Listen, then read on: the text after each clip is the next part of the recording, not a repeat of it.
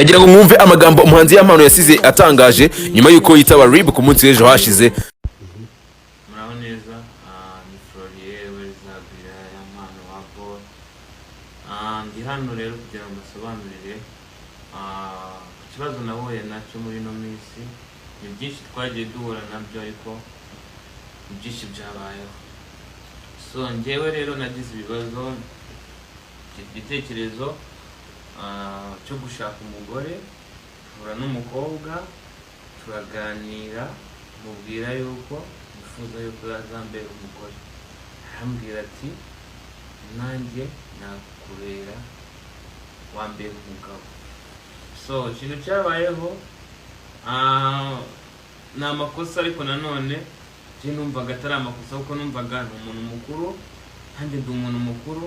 Ntabwo nazana umugore ntashoboye inshingano z'urugo, ntabwo nazana umugore ntashoboye kubaka urugo. Ariko ikintu cyabayeho, umugore yaje mu buzima bwanjye, nteranya n'inshuti, nteranya n'abavandimwe mu buryo ntabasha gusobanura, mvuge ngo yarambwiye ngo nguriya, ariko yankorera gutuntu. Namwe murabizi, muri abantu bakuru, ku buryo ancomekanya n'abantu. Ibazeho umuntu ageraho akwangisha ababyeyi. Ibyo twarabirenze, ndavuga ati okay, niba udashaka ababyeyi mu rugo iwacu, n'ubundi ababyeyi ntabwo aribo banyubakira, ninjya mbakumbura nzajya kubasura, si ngombwa ko bazana.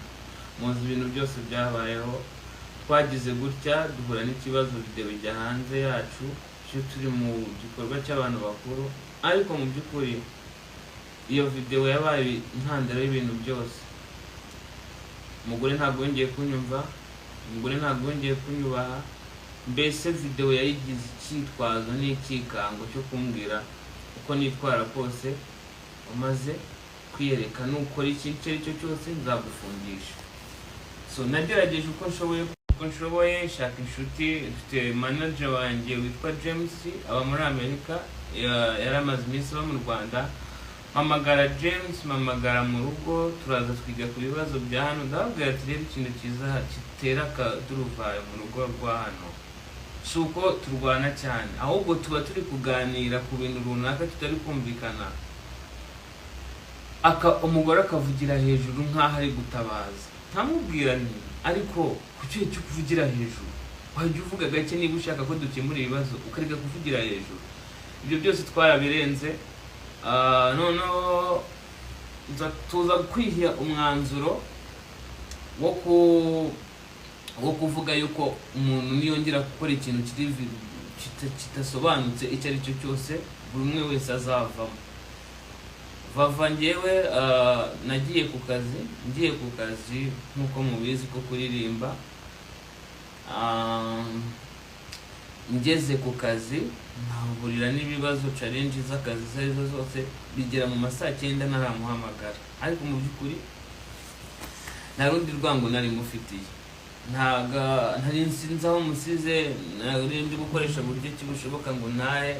So kandi urabizi ko gufunga ari mu masaa 8. So rero amasaha yadufatiyeho nkiri guperforming. Icyo gihe rero yarampamagaye, ndamwitaba, ariko ntinumva afite uburakari bwinshi. Nibwo kwita nshaka uburyo ndaza ngeze mu rugo nsanga afite uburakari bwinshi. Ndamubwira ati ariko se uba wibuka ko njyewe iyo mvuye hano nari ngiye mu kazi?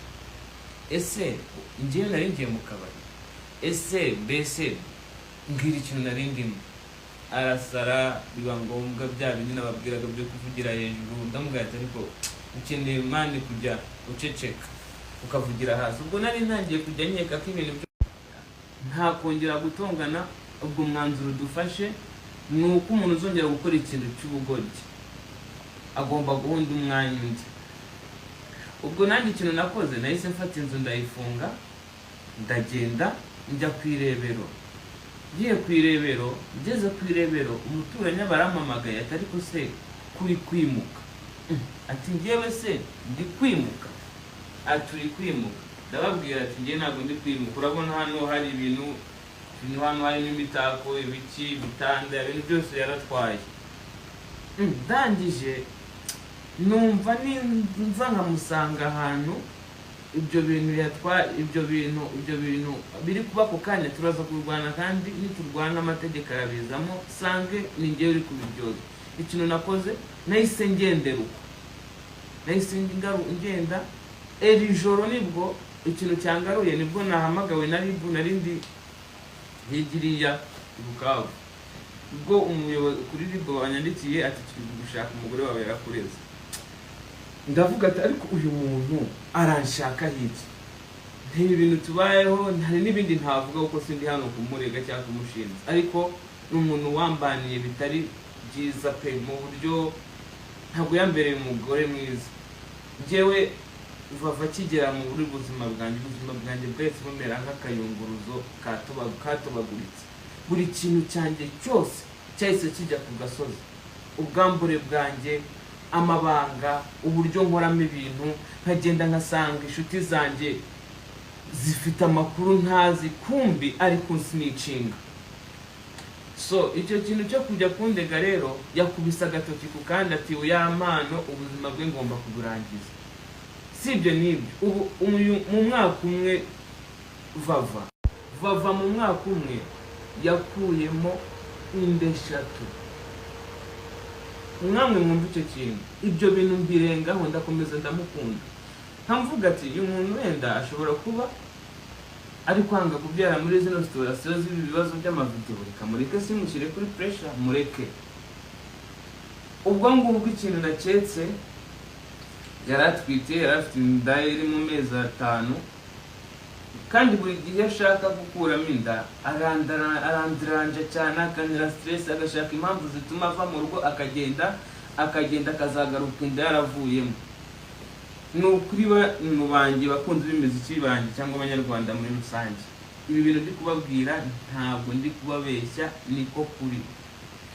Hari n'abantu bamuzi nk'ubu ntiyabura umuntu uzivava ari kuri understanding ibintu ndi kuvuga.